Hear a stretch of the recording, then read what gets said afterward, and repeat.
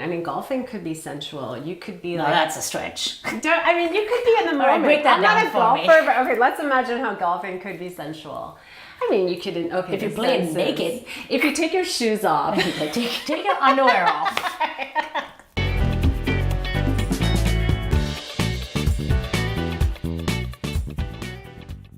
Can I just say that I don't usually want to hijack other people's lives, but I totally want yours. So let's get into it. Why is sensuality important? Why should we be talking about it? I made sensuality really important for myself when I basically just left everything, including a stable, well-paying job and a great apartment in San Francisco, because I felt something was missing. Yeah. And that was this feeling of just staring at screens all the time, and that I was kind of going downhill in my own life in terms of my happiness, my sleep, my sense of optimism. And when I went to Brazil and I saw people engaging with life in this different way and really seeming more loose and sensual in many ways, food, sex, beach, everything, I felt like I wanted this for myself. So I've been on this journey ever since, and the science backs us up that sensuality is how we feel the world, and somehow in this technological culture, we're all here and we're neglecting feeling through our bodies, and sensuality is the route to happiness, it's the route to pleasure, it's the route to knowing yourself, to be able to listen to your body and know what's important for you and what's not important for you. And of course it'll make you a better lover. There you go. There's your so reason. You already have a reason that's very concrete. Sex and sensuality get bundled in together, and they're two completely distinct things. So let's go there. How would you define sensuality as opposed to sexuality, and what is the interplay between the two? I think sensuality, to be really simple, is how we engage our senses of touch, taste, smell, sound, and sight. Right.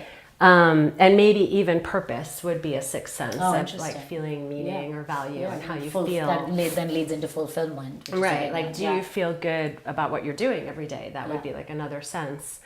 And so sensuality is much bigger than sexuality. Sensuality is me walking on the ground barefoot and feeling the grass, or diving into the ocean, or eating food sensually and not worrying about being careful. So it's all of those things.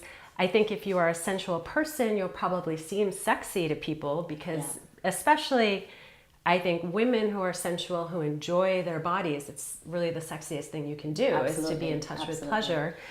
And of course, if you're sensual and if you're in touch with all your senses, sex will be more creative. It will be less mechanical. It will be more of a full body experience. I love this picture of you where you're really, there's true pleasure, and there are no restrictions. It's unabashed, and I think that we don't encourage that in today's societies. In fact, particularly in women, we frown upon it. And I suppose in men, if you walk around, you find men, walking the park and like touching the tree bark. I would be like, what a weirdo. But, that's his experience of his I touch the tree bark. Well, I'm that person. But I think people are unable to see the difference between somebody who is sensual and somebody who is sexual. It's true. And that's happened to me a lot with eating, because in that picture you can see me. And that's how I experience food. And I basically experience food like a child. Like, I don't really worry about stuff being on me. That's a good comparison. And children are pretty sensual because they don't care about the rules. And they're feeling free. That requires you to be a little bit like, you don't care about the rules in order to be sensual. Because if you're brought up to be proper, you're very careful about how you eat that potato chip, or, and it kind of cuts against your ability to feel pleasure. Just coming from an evolutionary standpoint, there's a place for sexuality, there's a place for anger, there's a place for aggression. Is there a place for sensuality? Biologically, we need pleasure. This is the thing that is actually going to keep us happy and healthy, and we don't talk about that, and pleasure has all this guilt put on it, which is crazy. Absolutely. But I talked about oxytocin, also endorphins have the capacity to make us less sensitive to stress and pain. Like a runner's high is something that people could identify with.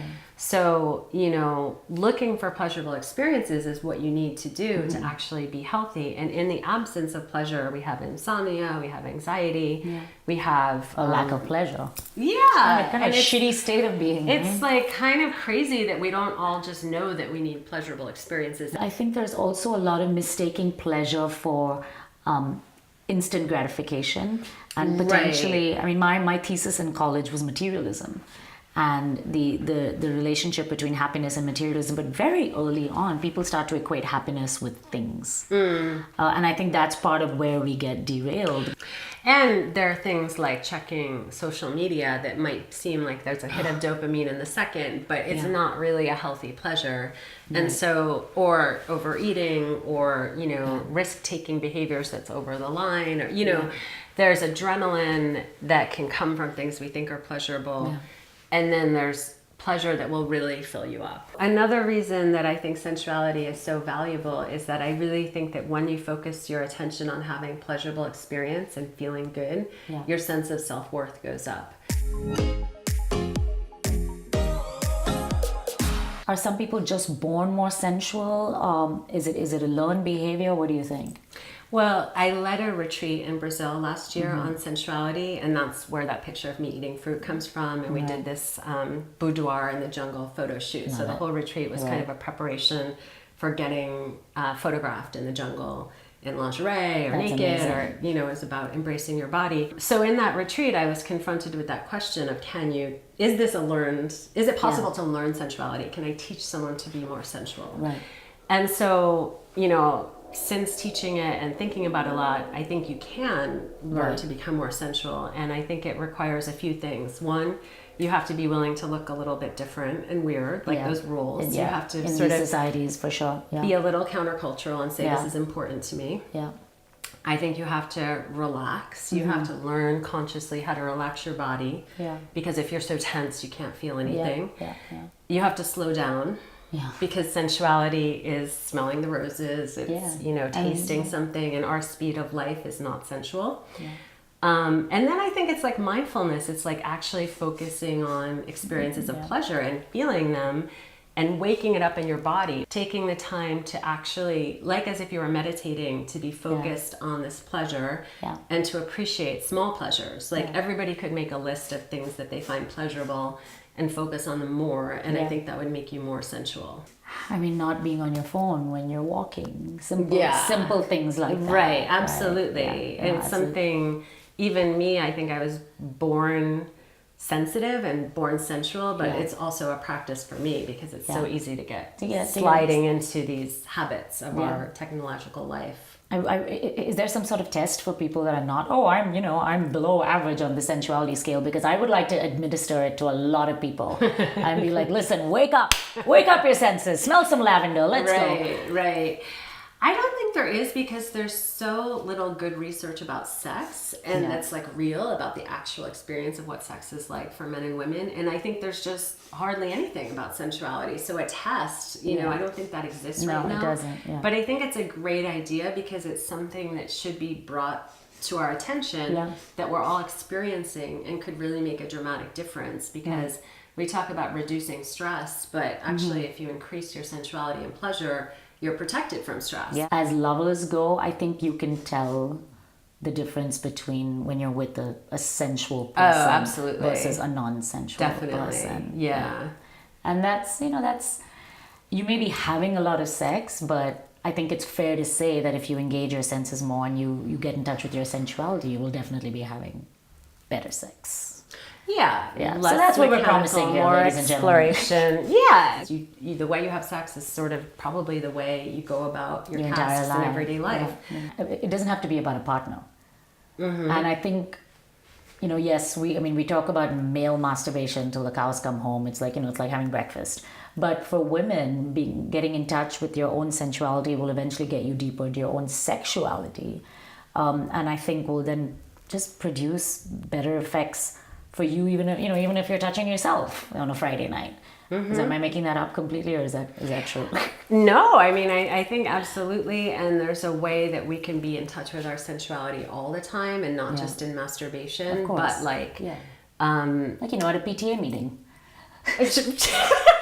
Why not? let's talk about dance as a very concrete metaphor, I think, for human interaction, as well as a very concrete tool to enable and activate your sensuality, because you are obviously living that life. But again, I don't think a lot of men do it. I think that dance is a way of activating and feeling your sensuality in a way that, it gives you if you do partner dancing, or it could be individual dancing too, like ecstatic dance. But it gives you a place to go and feel your body. And I have something called the tangasm, which is my word to describe the bliss that you can feel in tango. Because tango is a very intimate dance and a hug. It is. So you get a lot of benefits that not all dance gives you, because you're in a hug. And hugging releases oxytocin, which is the bonding and trust chemical that helps you feel safe and relaxed. And it's what we want from a partner, but you can also have it with a pet or a child. And we don't get enough of that. We have these we're uncomfortable with hugging more than a second. We're it doesn't happen that we have many routes to have touch in our lives other than with a partner, and sometimes the partner doesn't give you what you really need.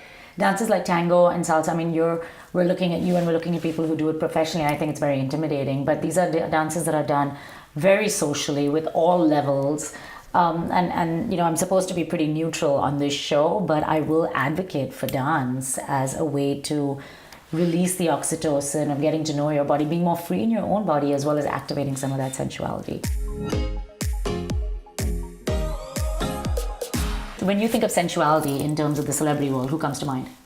Kate Winslet. So I think of her because I think she embodies that unabashed pleasure. There's so many experiences, examples of not sexual or sensual. Like the most celebrity stuff is like pasted on, it's like makeup, and you don't feel anything.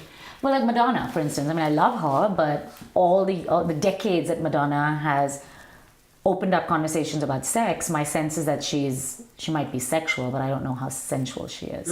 Whereas Prince, there's somebody who could, hump this camera just because he could and probably would.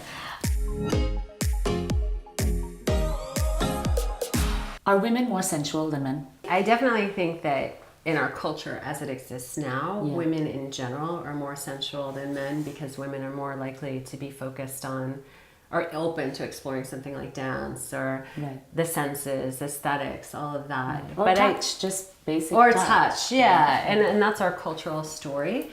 But I don't think that has to be the case, because men also have senses all over their bodies. And one way that I kind of have the experience of this is in tango, when men that I know who are leaders become followers. Following trains your whole body to be sensitive. And so we're so used to a woman being in the follow role, and that means I touch you, you feel it, and you move. And men have told me that when they become followers in tango, their whole body feels more sensitive. So I think that, this is one way that we can see this is learned. It's a role. It's a matter of allowing that, to allow that to be important to you. That's so interesting, because I read a study recently where they did tests of empathy on men and women, and actually men and women scored equally well, except for when they were primed for gender. So if they had to check off whether they were male or female, or there was some indication somewhere that they would, their gender would show, then men did worse than women. So it does seem that it is linked to this idea that men are not supposed to be or incapable of. And again, when you meet a sensual man, you know that that's absolute BS. Whether he's straight, gay, omnisexual, whatever it is, that trait is very present and very obvious. And hot and great. And absolutely. It's a little bit like we all have masculine and feminine traits in us. And as women, we had to develop these masculine traits to be successful.